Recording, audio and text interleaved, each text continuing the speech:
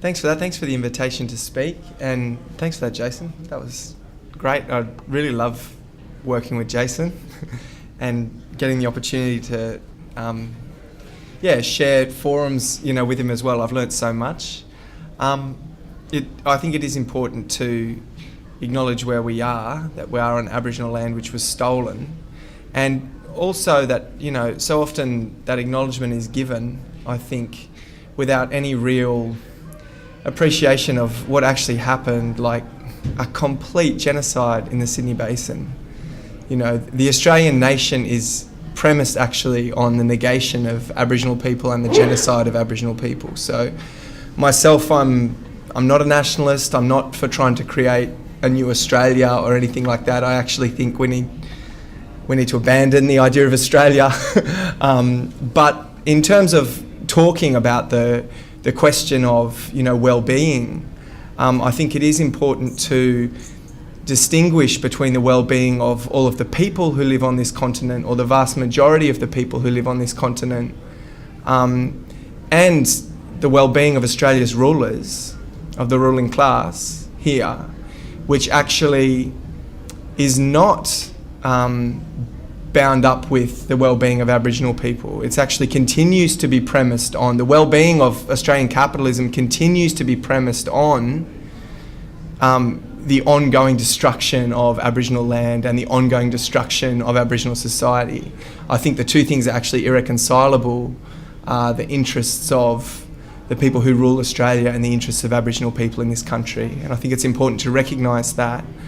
Just this week I've been hosting in Sydney a couple of incredible women who are the mother and the sister of Dylan Voller. People might remember Dylan Voller was the young man or boy at the time who was so badly tortured in the Dondale Detention Centre.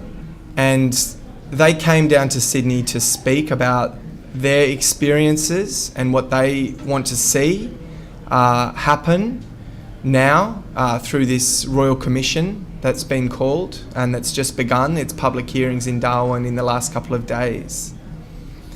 And through our discussions, was very, very enlightened about just how terrible. I mean, it says the shameful treatment, the title of this talk, of the session, the shameful treatment of Australia's Indigenous people, just how shameful it really is, really hit home to me, speaking with these women, the way that the system really tore them apart when they reached out for help. The child protection system in the first instance. I mean, I've got a lot to do with trying to fight to transform the way that the child protection system currently deals with Aboriginal children. There's more Aboriginal children in out-of-home care now getting taken from their families than there have ever been in Australian history. It's a very, very racist system. I sit, most weeks I'll go to a meeting with the Aboriginal family that have had their children taken and departmental officers who are refusing to give those children back, and I see on display an attitude of white supremacy that is really unapologetic, very, very vicious, backed by the power of police who go and take the children, who they'll happily call to, on the parents if they get too angry during meetings. You can see the way that system works. And for Dylan's family, they were forced to sign Dylan over to the child protection system when they reached out for help with this boy who had serious behavioural issues. He was traumatised. He suffered some quite severe trauma himself as a young child. That played out in particular behaviours which created problems. They reached out for help, and the department put an ultimatum to them that unless they signed Dylan over into the care of the department, they were going to forcibly remove the other children who were living in that household, the children and grandchildren who were living in that household. And so the mother agreed, and she did sign Dylan over. That cut her out of Dylan's life. He was put into care homes where he was looked after by shift workers coming in on rotation into a house, that the department was running. And he'd run away, he'd get into trouble, and he'd end up in the detention system where, I hope you've all seen. If you haven't seen, you should go away and watch the Four Corners program, Australia's Shame, about what actually happened in that detention centre. And you shouldn't think for a second that that sort of treatment is something that's reserved just for the Northern Territory. There's Aboriginal children being treated like that right across Australia. You know, so that was the protection that was offered for this family that was reaching out for help. And the mother was completely cut out of the situation. She wasn't consulted when he was moved between detention centres. She wasn't told when he was, injured or sick or brought in, because the minister was his parent. He was in the care of the minister. Actually, like 60% or more of the children in the Dondale Detention Centre were formerly in the care of the minister when they went in to the detention centre, So there's that system that's so incredibly destructive and violent. And why is it in place? Why does it work like that? Is it because the government's unaware of what's happening to Aboriginal kids? Absolutely not. How many reports do you want? How many things are they unaware that that's what's happening? No. Is it because there's been a lack of, a sketching out of ideas for an alternative that might look different? Absolutely not. How many reports have been done? I mean, you go back and look at the Bringing Them Home report in 1997, which looked into the experience of the stolen generations in the 20th century.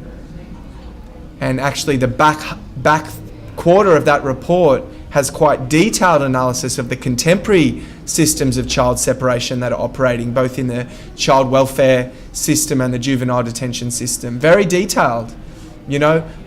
Many Aboriginal organisations who work in this field made submissions. A lot of people who have experience made submissions. This huge multi-million-dollar inquiry, this operation, they come up with some very clear recommendations. If we're going to change this system of forcible child separation, there's some fundamental things that need to be done. The first of those needs to be a transition towards a self-determining system where Aboriginal people are making their own decisions about what happens with their children. That reflects and acknowledges the fact that there's actually Aboriginal law that's still operating on this continent, and that needs to be honoured, that needs to be respected. The elders who oversee that law, they need to be respected, they need to have their authority recognised in these situations. That those communities need to be funded and given the power to deal with children who might be coming into contact with the criminal justice system, or families that might be in crisis, that lead to department taking children away. These are the result. These problems are the result of poverty, the result of marginalisation, disempowerment, racism. Deal with those issues. Fund the communities. Lift people out of poverty. Give them the power. It's all there in black and white. You can go and read it. There's clear blueprints for what. So they don't have a lack of inquiries. They don't have a lack of ideas. The truth is that the government is very, very scared of strong, confident, self-determining, articulate, well-organised Aboriginal people and Aboriginal communities. They're scared of them because the entire social setup that's operating on this continent is based on the negation of those communities. They'll raise the historical grievances, they'll raise the continuing, grievances, they'll put demands forward about what needs to be done to actually bring some real justice for how people have been treated. That's what will happen if you have well-organised, Aboriginal communities that are properly funded, a leadership that's properly recognised, people who start to question the system. Obviously people question the system every day, but they'll do so with backing, with organisation. So we can't have that. Actually, that's off the table. That's completely off the table. That's not going to happen. They're not going to do that. They're not going to give power to Aboriginal communities to look after their own kids. They're not going to give resources to Aboriginal communities to look after their own kids. They will spend money hand over fist until the cows come home to lock children in detention, to lock adults in detention, to take kids away. They don't mind. It costs them $400,000 a year in some instances to keep a kid in detention. They'll pay that. They'll prefer to pay that than to actually deal with the social issue that might have led that kid to go in detention in the first place. So I think we need to accept that that is the equation. It's not about, a lack of knowledge about the problems or a lack of knowledge about what the solutions might look like or anything like that. It's a very cold, hard political reality of continuing colonial power on the continent. And so then that opens the question then about, well, what do you do in those circumstances? And it, you know, obviously points to what you need to do is organise a counter power. You need to organise a power that can actually hurt them and force them to make concessions and part with resources. And, you know, every single gain that's come from the Aboriginal movement has been very, very hard fought. Very, very hard fought. And I think, to return a little bit to some of the discussion that I was studying at the start, those gains have also come when there's been a recognition in the broader working class in Australia that there is a common interest there.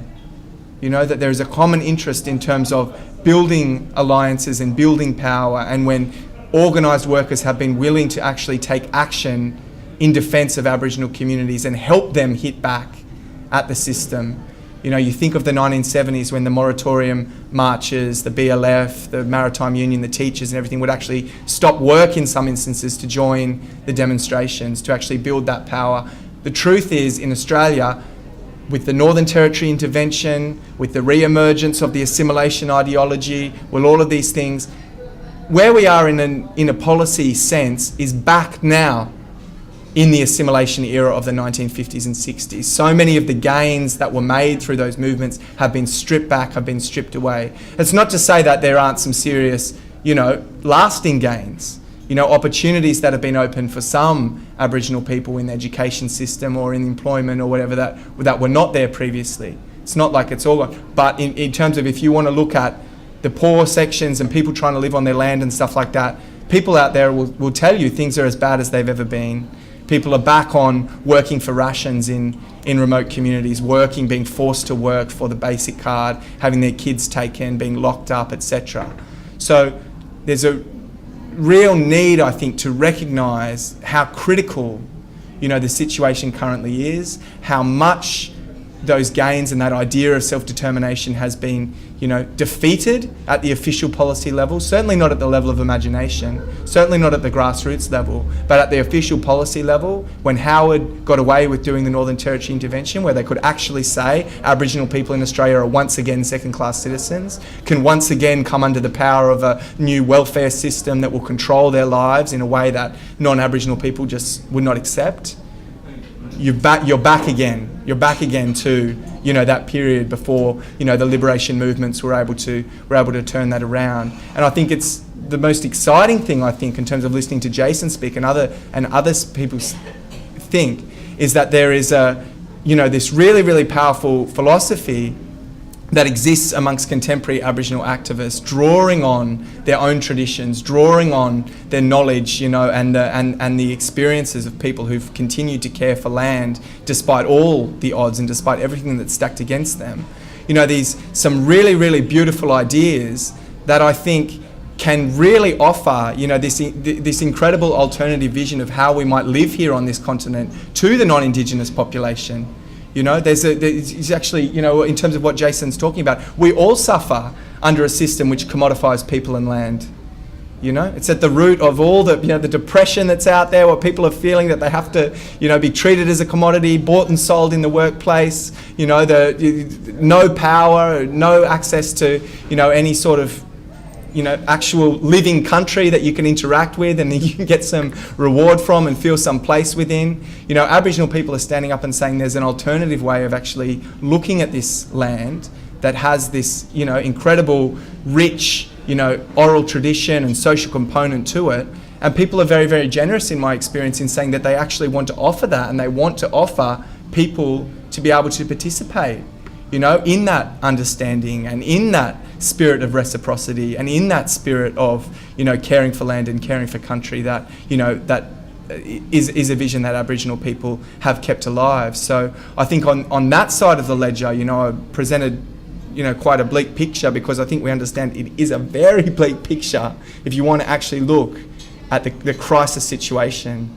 I mean, every week there's another report of a death in custody. I don't know if people heard about the young man who was bashed to death by prison guards in Adelaide last fortnight. You know, I don't know if people, are aware of the young man in Cowra who was, he survived actually, but had his bowel blown out, shot by a police officer, completely unarmed, with his hands in the air. These things, in terms of for Aboriginal community and Aboriginal activists, I see, they're re-traumatised every week with some new story, some new death. Rebecca Ma, was about 6 weeks or maybe 2 months ago now, who died up in Maitland in a police cell, picked up, not charged with anything, shoved in a cell, left to die. Those sorts of stories are, so common, and they will continue with increasing frequency, I would actually argue, in the current repressive policy environment where no one is talking about self-determination, in a serious sense. I mean, some people might talk about it, murmur about a treaty, but it's certainly not anywhere near on the horizon in terms of actually putting on the table, yes, we will transfer power to you. We will transfer land to you. It's not really there. It's up to all of us, I think, to recognise that there is so much to be gained from actually listening to Aboriginal people, respecting the knowledge that they have, the vision they have, standing against the brutal treatment that's inflicted on people, and really making a serious effort to get organised to say we will not have another Don Dale. The centres should be closed. They should close all those juvenile detention centres. We will not continue to steal children every day of the week. Aboriginal kids are staggered. It's going to stop. We're not going to do it anymore. We're going to fund Aboriginal organisations and agencies to deal with the very real social crises and family crises that are out there. Don't get me wrong. There's a lot of kids that really need some help. But there are people who are willing to give them the help. But the department's not willing to, to give up its power, to give up its funding. So it's a very, very, very, very urgent situation. And I think we're so lucky to hear that sort of, really powerful, inspiring vision from Jason, and many, many other people that are out there about, what alternatives could look like and what a life together on this continent could look like. But it is really incumbent upon us, I think, to say that organisation, to fight for that change is going to happen, because, as I said, without a very serious fight and without them feeling some very serious pressure, I predict these things will actually, it's going to get worse and worse. That's the policy landscape that I see, and that's the situation that I see that's out there. So it is a real challenge, I think, for people to actually step up and say that something's going to be done about this. But I might leave it there. Thank you. Cheers.